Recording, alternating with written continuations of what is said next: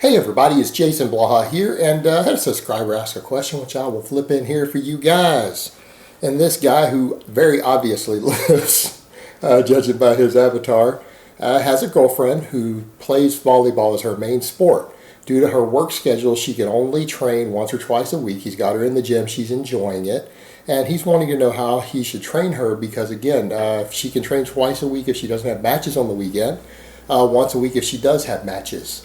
So that kind of means that she doesn't have much of an off season, really, so that tells me a lot about what we need to do here. So let me put on my +5 hat of weaponsmithing, do a little bit of crafting, and let's talk about it. All right, and I want to acknowledge the fact that I really like when I have people like this who actually have athletic endeavors, are not about this stupid anti-fitness aesthetics bullshit that dominates YouTube. And there's actually people who really have athletic and fitness goals who still watch YouTube fitness.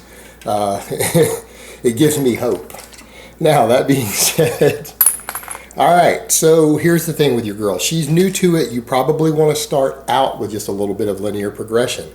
Once she masters, just to help her master the exercises. But what you need to understand, I know that you're looking at what she's doing and saying, hey, I just want her to be fitter and healthier and, all the benefits that come with weightlifting. But she is an athlete, and, she says she competes in volleyball, and it's a serious deal to her, clearly. Just if I go by the wording of what you wrote. So what we need to be looking at is not only her health and fitness, but how can the lifting improve her as a volleyball player. I mean, that's going to be important to her too. I know someone like that who's an athlete. Anything they do that's fitness related, they still want to see some return on their sport. They want to see some return. So while you might want to do a little bit of linear stuff, at first, you're eventually going to want to go over to some concurrent style training because she seems like she doesn't have an off season. The way you're describing it, matches on the weekend, sounds like she's kind of in season at any given time. Could have matches year round, which means we're going to want to do concurrent. Now, if she's going to go 3 months without a match, then she's got an off season, and you can run some linear progression, even some linear block periodization in her off season. But in season, and it sounds like she is, you're going to want to do concurrent training. Now, when you're talking about volume, you're like, well, higher volume, I assume no, not high volume. Why does she need high volume? She's an athlete. High volume is there to improve your work capacity and metabolic fatigue. She sounds like she's already a conditioned athlete. She probably does cardio already. She has a sport she needs to compete in. You can't be getting her fatigued metabolically. All right, you're going to hurt her game. That's not the purpose here. Real athletes don't need high volume weight training. That's for bodybuilders and people who do nothing but weightlift as their only form of activity. All right, you got to remember, it's a different ball game. She's an athlete. She already has a high work capacity. She's already conditioned. She doesn't need weights for that. Her weight training should be there to help her with her speed and power and strength. All right, her other conditioning work already handles her work capacity. You don't need to overlap here. This isn't CrossFit. So what I would say is that you probably want to split her into a workout A and a workout B. Once she has the basic lifts mastered, you're going to want basically almost like a maximum effort type day, which means training heavy like in the 3-rep range. Doesn't have to be 3-rep maxes, but you need to be lifting heavy enough that she is actually lifting heavy once she masters her technique with a little bit of linear training. All right, you can probably start her on some 3x5s, almost some starting strength type stuff for a few months.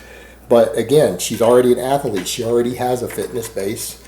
Most athletes don't need to run a program like that all the way through. They can just kind of get the basics down and put her into something that's going to be better for her sport. So you can do that a little while, but then she's going to want to go over to where she has a power day. We can call it workout A, or a maximum effort day, and you could have her do 3 sets of 3. And it could be on some basic exercises: back squat, front squat, deadlift, push press. Push press, I think, is fantastic for volleyball players. As you think about the explosiveness you generate with the legs, particularly if they do front squats also. I really like to see, if you think about the way volleyball players have to jump a lot and they have to get their arms up over their head a lot, I think a combination of front squats and a push press is probably a really good combination when you just think about the movement patterns involved. But exercises like that, all right? Deadlift, front squat, push press, maybe some power cleans. So do 3 sets of 3 on all of them. All right, and she doesn't need any extra accessories after that. She's done. Then you're going to want to have a workout B, which is going to contain any accessory work and fluff work that you want. Now your workout B, you can go two routes. You can either go kind of a little bit of rep work for some metabolic fatigue, hypertrophy type training, or you could do dynamic effort, which is going to be speed work. Do a little research on that, dynamic effort or speed work, speed training. Again, a lot of that's going to involve doing high sets of triples with short breaks between. So it actually ends up being kind of metabolic fatigue in a certain way anyway, similar to high reps. But it's stuff to where you might do 50% of your max with maybe some chains on the bar on some squats, and do 3 sets of 3 with 30 or 60 seconds between while accelerating the bar as quick as you can. Same thing with speed deadlifts, other stuff. It's about speed, speed, speed with short breaks. So you train yourself for, again, speed training, getting faster, more explosive. And you do that on workout B, or you could do more of traditional rep work up, around 8 to 10 rep range. Again, more traditional rep work on that day instead with those other basic movements, and then any fluff or isolation you wanted to do on that workout B. And what you're going to want to do is rotate the two back and forth. And that's why we call it concurrent training. And you don't ever need to think of it week to week, because if some weeks she's training once a week, all right, other weeks she's training twice a week. So you would run workout A, then workout B, workout A, then workout B. And the way that would work, let's say you're going to do 4-week period. If you're confused with what I mean, and she's going to have 2 matches. So you've got 1 week where she's training twice, the next week once, the next week twice, the next week once. So that first week you're going to go workout A, workout B. Next week you're going to go workout A, because she only trains once and then has a match. Then the week after that, she's, again, since you just did A last week, you go to B, then A. And then the next week you go back to B, because she's only training once. So just make sure that every time you work out, you do the opposite workout from the one you did before. And what you're going to find with a concurrent style training, you're going to be able to maintain the performance elements and the benefits of each one, because she's basically in season at all times, because it takes about 2 weeks to detrain a performance element. Because you figure on average, every one of these is being done about every 1.5 weeks.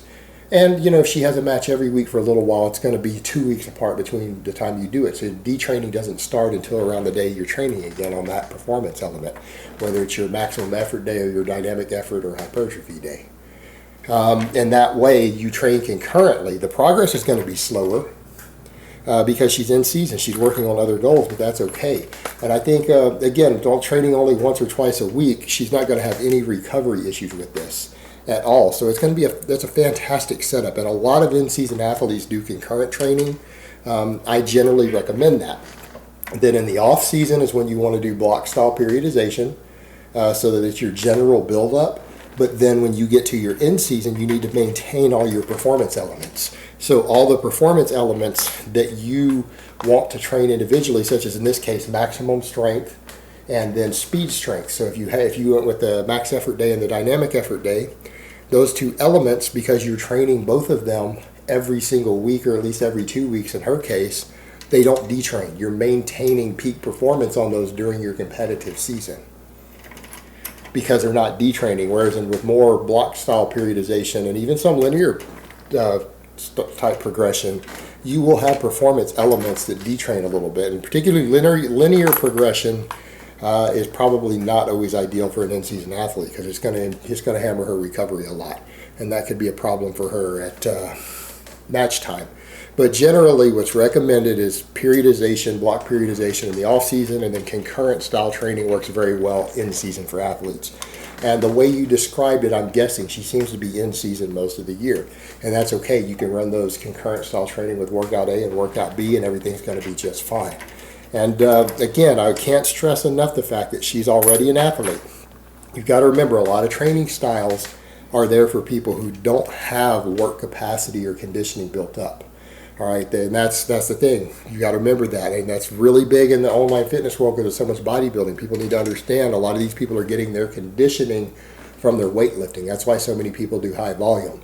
If you have other conditioning work, you don't need high volume weightlifting. It's not going to be conducive to your goals. It can be almost counterproductive. That's conditioning that you could be doing with other stuff. So remember, an athlete like her, you need to be focusing on the performance end of her training, because you're trying to make her faster and more explosive. That is what every athlete in the world almost needs out of their weight training. They need to be stronger, and stronger means more power and more speed. Explosiveness and speed strength. And if you think about it, when you watch her play volleyball, the weight training isn't there to condition her. She does other conditioning work for that. Now, it will improve her work capacity, but you're having her weight train so that she can jump higher. She can spike the ball harder. All right, that's why we're weight training. She needs to be more explosive and faster and be able to jump higher. And the weight training will give you that if you do it correctly with the right style of training. All right, guys, but that's really all I have to say on that today. I hope it's been informative, and I will talk to you guys next time.